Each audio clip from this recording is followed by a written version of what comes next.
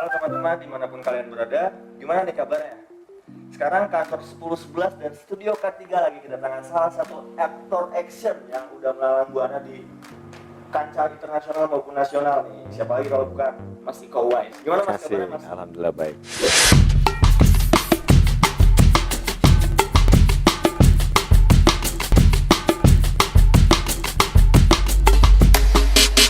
Ada beberapa pertanyaan nih, Ya. karena kita di sini ini ada media bola dan media film juga. Asik. Pertanyaannya nggak seputar film, tapi ada seputar bola juga. Mantap. Kebetulan Mas Iko Uwais juga dulunya pemain bola soalnya.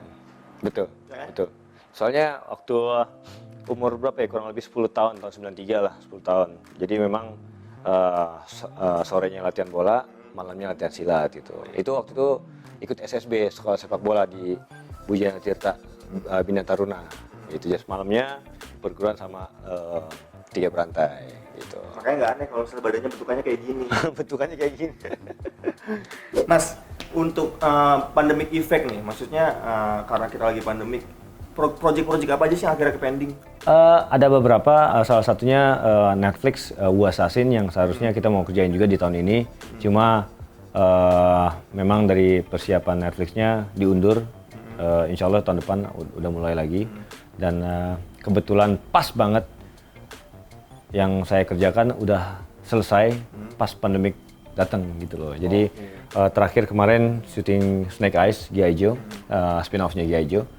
Pas selesai di bulan Januari, dan Januari itulah dengan adanya virus datang, pas banget selesai, alhamdulillah nggak ada yang terpending ya. Jadi nggak ada yang utang intinya gitu. Jadi lebih ke pending soal penayangannya mungkin ya? Penayangan sih insya Allah sih belum berubah di bulan Oktober. Oke. Oktober tahun ini. Cuma belum ada konfirmasi lagi untuk ada perubahan atau enggaknya. Kalau untuk film-film yang mungkin belum tag sama sekali itu, ada nggak? Ada beberapa, cuma pasti otomatis ke pending sih di tahun depan. Nggak bisa disebutin ya filmnya? Gitu deh. Kalau kita bicara tentang impact dari pandemik ini buat Mas Iko apa Ya. nih impact-nya? Impactnya sih positif kalau gue bilang. Jadi positifnya itu lebih dekat sama keluarga, Yes. sama anak, dan lebih kenal otomatis sama anak. Soalnya kan memang kasihan dari anak pertama, saya tinggal untuk pas lagi hamilnya anak pertama, saya tinggal untuk syuting film Berandal, kurang lebih 8 bulan saya syuting kan. Jadi memang syutingnya itu di Jakarta, cuman kan kita pulang pergi dan kesibukan segala macam bukan nggak sempet. Waktunya itu sangat sedikit sama keluarga, sama istri, sama anak gitu kan. Pas lagi pada saat hamil ataupun pas ngelahirin. Nah pas anak kedua, itu pun pas saya lagi syuting Milestone itu, udah 2 minggu di Amerika, tiba-tiba istri telepon ngabarin saya hamil. Dia bilang, wow, itu bisa dibilang tuh bayi ngendep deh itu yang kedua itu. 2 minggu udah di sana, hamil, ternyata alhamdulillah ada anak. Kebetulan ada anak Wise Team, saya bikin organisasi kecil-kecilan sebagai koreografer di sebuah film, apapun filmnya. Kalau saya main jadi intinya nggak cari teman lagi untuk bikin koreo, karena udah ada grup, kita udah dapet chemistry, udah dapet feel-nya, taste-nya udah ada. Jadi teman-teman sendiri gitu. Jadi kita namakan jadi sebagai tim koreografer Wise Team gitu loh. Nah, dari sini nih ada nyambung nih. Saya pernah baca satu tweet nih, Iko Uwais itu the next Jackie Chan. Karena apa? Karena selain jadi aktornya, dia juga garap koreografernya, juga ada timnya. Amin. Itu gimana tuh tanggapannya tuh? Saya pernah Amin. baca satu tweet itu soalnya. Kenapa? Pernah baca satu tweet soal Oh gitu ya? Wah ini baru tahu sih. Cuman soalnya, ya alhamdulillah sih, maksudnya kalau menurut saya sih, kenapa saya ngambil kerjaan ini, bisa dibilang double job ya. Cuma dari pertama saya bikin film pertama Merantau dari 1 dari 2 sama Gareth gitu kan. Jadi dia mempercayakan saya untuk kasih kebebasan untuk depan kamera, bikin fightingnya saya pribadi dan Gareth yang ngelihat dari mata kamera itu loh. Jadi saya membuat adegan fighting itu bukan semata-mata untuk ngarang-ngarang, dalam arti salah satu ada pengalaman juga, experience juga, dan ada aplikasi yang sudah saya pelajari dari perguruan gitu loh. Dari jurus-jurus saya belajar bela diri, saya aplikasikan ke film akhirnya. Jadi ada beberapa gerakan ya semaksimal mungkin gerakan ataupun fighting, adegan-adegan fighting yang ada di film itu realistis. Nggak ada yang bisa bilang tuh berlebihan ataupun yang nggak masuk akal gitu loh. Jadi saya pas setelah itu saya bikin tim Wise Team ini, teman-teman yang udah pernah bekerja dengan saya sebelumnya di Merantau dari 1 dari 2, dia akhirnya tahu apa taste kita, style kita. Jadi itu udah nggak untuk mencari-cari lagi untuk gerakan seperti apa ataupun koreo seperti apa. Minimal dia udah tahu karakter, cara perkelahian di dalam film gitu loh. Jadi saya cuma mau kasih arahan ke anak-anak. Kalau misalkan di dalam beberapa scene, misalkan satu film ada 8 scene fighting, itu kita atur bagaimana untuk gelombang fightingnya, levelnya dari A, B, C itu pasti otomatis kan berbeda, level kemudahan dan sampai kesulitannya gitu loh. Jadi dari segi angle kamera dan dari segi fighting sama masing-masing fighter itu kita akan beda-bedakan. Jadi yang mana yang scene kecil ataupun yang mana yang scene gede gitu loh. Jadi alhamdulillah nggak di Indo aja, sampai di luar pun akhirnya kita mention ke agent saya juga, ke manajemen, kalau misalkan saya untuk dapat kesempatan peran untuk di film apapun bentuk filmnya, kalau bisa saya untuk dikasih kebebasan untuk bikin koreonya, berkaryanya. Dan alhamdulillah mereka dari studio pun ngasih saya kebebasan untuk kasih ranah sendiri dan bikin koreo sendiri apapun bentuknya yang saya isi scene fighting tersebut gitu loh. Jadi dimasukkan juga dengan kredit title-nya sebagai koreografer untuk di semua film yang saya perankan. Kita flashback belakang nih Mas Iko. Pertama kali terjun ke dunia film itu emang diniatkan untuk jadi aktor film atau sebuah kebetulan? Kebetulan. Oh ya. Kebetulan, semua sebuah kebetulan. Dan bisa dibilang mungkin garis tangan kali ya. Soalnya saya dulu kan juga sebelum ke film saya kerja di salah satu perusahaan telekomunikasi. Saya sebagai driver. 2 tahun saya driver, mungkin pernah tahu. 2 tahun dan itu sambilan dengan saya sebagai atlet dan driver, atlet silat. Setelah itu ada sutradara datang dari Inggris, dia cuman mau bikin dokumenter tentang silat. Dia hire saya, dia datang ke perguruan saya, tiba-tiba saya secara langsung dikasih skrip. Saya bilang sama dia, saya nggak ada pengalaman untuk berakting ataupun seperti apa di depan kamera. Tenang Iko, kayaknya sih dibilang ini yang saya butuhkan untuk senatural mungkin Iko untuk bermain di depan kamera, seperti itu dibilang. Jadi saya selama berjalan film pertama itu dituntut sama dia semuanya gitu. Kalau dari semua film yang udah dimainin nih, film apa yang menurut Mas Iko Uwais itu sebagai satu pengalaman yang memang di film itu benar-benar mendompleng nama Iko Uwais itu sendiri? Dread 1 sih. Dread 1. Soalnya saya nggak bisa pungkirin Dread 1 itu yang pas pertama film Indonesia bisa dibilang tuh boomnya itu pas di Toronto waktu di Kanada. Kita ikut festival namanya TIFF ya, Toronto International Festival Film di Midnight Madness. Di tayangan itu memang movie freak semua lah, bisa dibilang tuh orang gila film semua yang kapasitas penontonnya tuh bisa dibilang 1000 sekian lah gitu kan. Dan memang di situ full dan kita meraih salah satu prestasi, menang di TIFF dan juara 1 di TIFF, dan dari situlah Dread 1 dan kita bikin Dread 2 dan ya teman-teman dari pihak Dread itu punya prestasi gitu. Kalau bicara tentang aktor sendiri nih, satu nama aktor yang kira-kira memang benar-benar mempengaruhi kiprah seorang Iko Uwais di dunia acting, siapa? Satu aktor, Jackie Chan. Jackie Chan, iya sih. Soalnya memang nggak bisa dipungkiri juga. Jadi sebelum kita bikin film Merantau, Gareth cokokin saya itu film-film dia, Jackie Chan. Soalnya dia pengen banget adegan apapun Jackie Chan, dia pengen serealistis mungkin.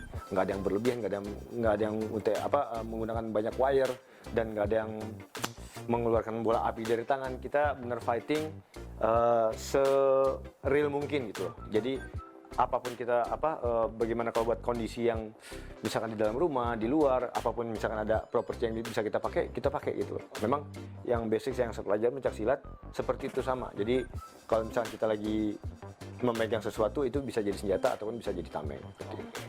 Mas agak nyantai ya pembahasannya. Bicara soal olahraga nih, olahraga apa yang dilakukan sama Iko Uwais untuk menjaga kebugaran? Gym. Selain gym? Saya gym ya sepak bola. Sepak bola. Klub sepak bola paling favorit apa? Sekarang. Ini kayaknya ini agak sedikit sensitif ya. Liga Inggris. Tottenham Hotspur. Peringkat 8. Iya, peringkat. Enggak, jangan terlalu muluk-muluk. Wah, harus ini itu enggak. Saya lebih kayak apa ya? Lebih cult lah, lebih independen gitu. Kalau untuk Liga Italia? Liga Italia sejauh ini sih saya ke AC Milan sih. Asik. Liga Spanyol Atletico Madrid. Oke. Nih kan ada transisi antara dari pemain bola menjadi artis, itu gimana tuh prosesnya? Prosesnya sebetulnya sih nyebrang sih mas. Makanya saya dari bola ke pencak silat itu saya banting setir. Karena waktu itu saya di Persija Timur, SSB, terus ke Persija Timur. 2003 saya hengkang ke Divisi 2, ke Liga B. Nama timnya MNA, Merpati Nusantara Airlines. Terus bangkrut. Akhirnya saya banting setir, saya terusin silat, bangkrut, dan saya akhirnya ada beberapa kejuaraan di pencak silat. Saya ikut tahun 2003 fighter antar wilayah ke Jurwil. Setelah itu juara 3 fighter. 2005 ada kejuaraan nasional, tingkat nasional Jambore di Cibubur. Itu saya mewakili DKI. Alhamdulillah saya mendapatkan juara penampilan terbaik kategori tunggal dewasa gitu di Cibubur. Dari situlah akhirnya ada undangan untuk jadi performer eksibisi ke beberapa negara di Inggris, Rusia, Laos, Kamboja, Moskow, Azerbaijan, terakhir ke Prancis, Bercy Open. Jadi Paris Open di Bercy. Dan dari situlah akhirnya oke juga. Jadi soalnya pernah dibilang sama guru silat saya, kebetulan paman saya sendiri, namanya Haji Ahmad Munawar almarhum. Dia bisa dibilang ahli waris dari kakek saya, Haji Abdurrahim gitu loh. Turunlah ke paman saya. Akhirnya saya belajar ke paman saya. Hampir bilang ini, karena saya mangkir mulu latihan silat, sampai saya diomel depan banyak murid nih. Berapa sih main bola? 50.000 nih, saya bayar sekarang juga sampai gitu mas. Iko nggak bisa keluar negeri dari bola, tapi Iko bisa keluar negeri kemanapun dari silat. Dia bilang kayak gitu.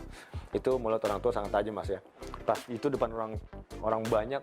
Jadi memang sih omelan guru, bentakan guru, demi Allah sampai sedikit pun tuh di hati nyesek rasa tersinggung sama sekali nggak ada. Soalnya apapun dia, wah mas kacau, namanya guru ngomelin saya gitu, dasar gede ubi lu segala, wah goblok, wah itu udah sering banget masuk ke kuping gitu kan. Tapi nggak pernah masuk ke dalam kuping kanan sudah balik lagi itu. Jadi iya paham. Setelah itu memang tahun 2005 saya dapat penghargaan jadi tim performer inti untuk mewakili DKI saya. DKI saya ke Inggris untuk eksibisi, ada namanya Brunel University UK Open. Dari situlah akhirnya silat saya geluti itu. Silat saya geluti, ada sutradara datang, Gerard Evan, dan dari situlah mulainya. Bicara tentang bisa dikatakan resiko dunia pekerjaan seorang Iko Uwais nih, ada nggak sih rasa paranoid terhadap pekerjaan itu sendiri? Kan Mas Iko ini wah luar biasa lah, maksudnya mendekati bahaya lah pekerjaannya. Rasa paranoidnya ada nggak? Dalam bahaya maksudnya? Bahaya, cedera lah atau ya begitulah. Ini salah satu hobi juga sih mas, jadi mungkin bisa dibilang hobi yang tersalurkan tuh akhirnya di sini, daripada kita tukang berantem gitu kan. Jadi kita berantemnya tuh kita atur gitu loh mas.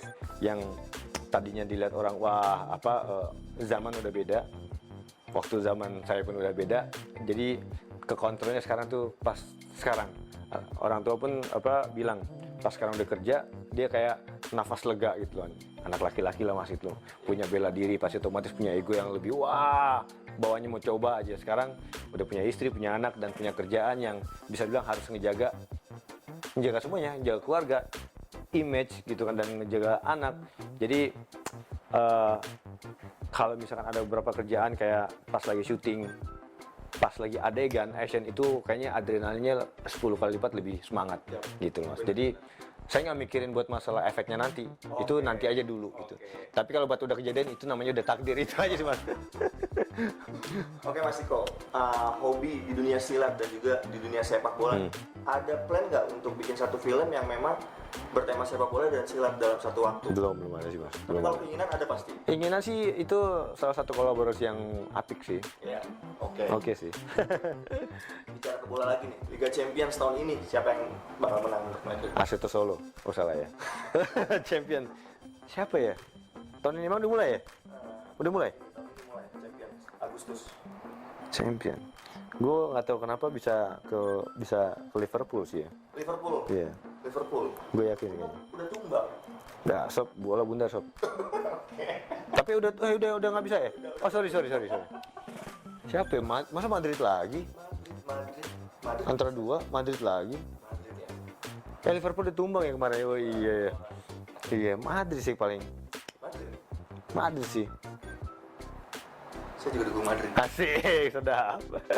Asik itu solo nggak? Kalau dikasih pilihan nih, FIFA atau PES? Oh, FIFA. FIFA atau PES? FIFA. Oke, FIFA. Sob, sampai sekarang nggak ada yang bisa ngalahin gue sob. Oh, Sorry ya. FIFA. Di sini kebetulan suka ada streaming IGL. Oh gitu. Player profesional FIFA. Oh gitu. Gue tantang. Mantap. Mas Iko terakhir dong kasih Siap. pesan ke teman-teman selama pandemik ini, pesan-pesan buat mereka. Ya teman-teman, berpikir positif aja. Minimal semua keadaan dan kejadian yang ini bukan hanya di Indonesia, udah global, seluruh dunia. Ambil hikmahnya, saya pribadi ambil hikmahnya. Namanya penyakit menular ataupun enggak, itu tergantung kita yang ngebawa diri kita sendiri. Kalau kita sehat, ya itu paling mahal. Soalnya yang menjaga kesehatan itu paling mahal daripada kita mengobati itu. Jadi saya nggak mau terlalu kompleks untuk menjelaskan harus seperti ini gini, nggak perlu. Cuman minimal saya sama orang tua, intinya cuma satu sih, kenapa saya mungkin sampai hari ini ketemu teman-teman semua di sini, ridho berkah orang tua, berkahnya kasih kasih senang orang tua, bisa dibilang tuh sekarang kita keadaan di rumah terus itu kan, apa salahnya kita dekat sama keluarga, sama orang tua. Jadi yang tadinya yang saya bilang saya 4 bulan ninggalin keluarga, 5 bulan ninggalin keluarga, total 5 bulan 4 bulan nggak ketemu keluarga, nggak pulang gitu kan. Pas sekarang keadaan gini, shutdown semua. 2020 kita nggak ada yang tahu 2020. Udah ada rencana sob, udah banyak proyek yang gua harus kejar segala macam, ternyata sepetik tangan doang kita semua tuh hilang semua gitu. Cuman semua yang saya ambil tuh hikmahnya, positive thinking, sama apa yang kejadian, sama apa yang Tuhan kasih ke kita semua pasti ada hikmahnya. Itu aja sih. Jaga kesehatan. Oke, pokoknya do your best in every situation. Exactly bro. Oke, thank you Mas Iko. Thank you bro. Thank you bro. Thank you. Teman-teman, terima kasih waktunya. Tetap jaga kesehatan dimanapun kalian berada. Stay healthy, dan tetap ikuti himbauan dari pemerintah. Thank you. Stay safe.